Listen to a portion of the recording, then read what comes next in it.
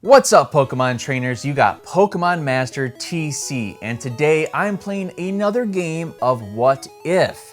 In this series, I ask a hypothetical question about the Pokemon anime or the Pokemon video games, and I try and answer it the best to my ability of what if this happened. In today's episode, it's potentially a real tearjerker. In this episode of What If, I'm discussing what if Ash kept Butterfree instead of releasing him. But we are going to get into all of that in just a little bit. Trainers, if this is your first time on my channel and you haven't yet, make sure you hit that sub button because I've got tons of Pokemon content, plenty of other what if episodes and episodes of me doing rankings for the video games or the anime, and of course me showing off my Pokemon collection that is from my childhood. It's some really cool stuff, and I just want to say thank you to my returning viewers because this channel has really been growing lately and it is awesome to see it. So thank you so much. All right, let's get into what if Ash kept Butterfree. Pokemon changed my life. It became my first addiction. The TV show, games, cards, and toys.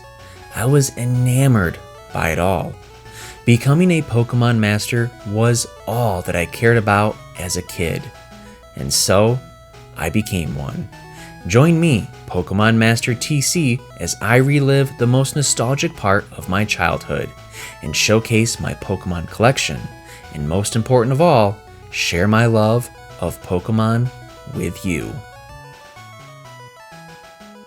So the question is, what if Ash kept Butterfree? But before we get into the ramifications of him keeping Butterfree and not releasing him, why don't we talk about the episode to start with? The episode is Bye Bye Butterfree. It's in the first season of the Pokemon anime, and in it, Ash and his friends, Misty and Brock, are on their journeys, and they discover this giant group of Butterfrees, and these Butterfrees are pairing off with each other.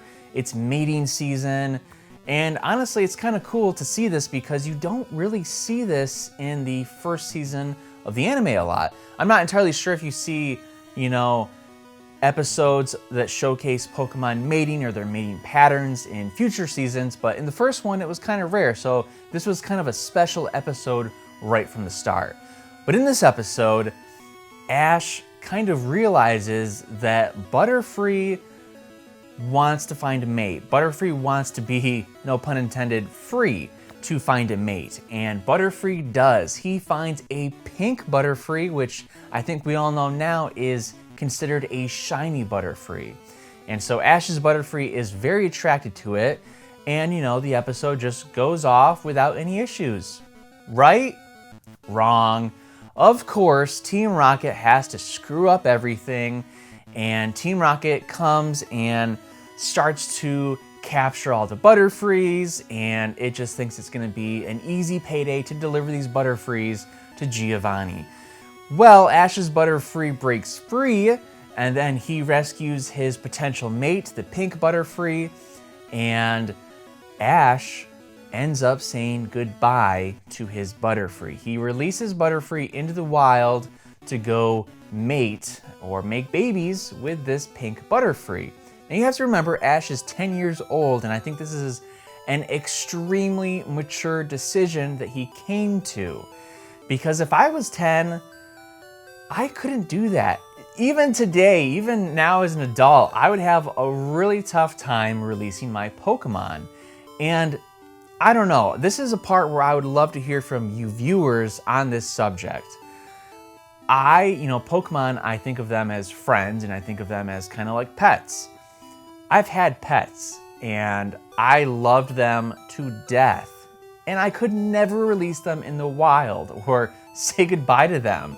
So I'm curious if you guys could do that. I just would have too much of an issue saying goodbye to my beloved cat or my beloved dog and just waving goodbye and hoping for the best. I just couldn't do that. So for Ash to be able to do that with his Butterfree, that was originally the first Pokemon he ever caught with Caterpie, that's a pretty mature decision by Ash. Now, let's talk about what if Ash didn't release Butterfree? A few things I think would happen. I think first, his relationship with Butterfree might deteriorate for a couple months. And I mean months in the anime timeline, not months with episodes. I think Butterfree would probably be a little bit salty that Ash didn't let him pursue his love interest that was the pink Butterfree. And so I think, maybe Butterfree would become disobedient, maybe Butterfree wouldn't listen, and Butterfree might fall into a depression of not being able to be with its own kind. That's the first thing that I think would happen. But if Butterfree and Ash get past that, Butterfree was shown to be a pretty reliable Pokemon in battles. I know bug Pokemon aren't always the strongest, but as you recall, Butterfree was involved in some gym battles, and Butterfree also had some success in those battles. And so I'm trying to think, how would Ash used Butterfree in the Indigo League? Because if Butterfree's on his team, I definitely think Ash is going to use him. I don't know if it would have made a difference against Richie, who Ash would eventually lose to, but I think there could have been some easier battles that Ash could have had with Butterfree on his side. Now, to my knowledge, and please correct me if I'm wrong, I don't think Butterfree, or at least Ash's Butterfree, ever learned any of the psychic attacks that it could use, like Psybeam or Psychic.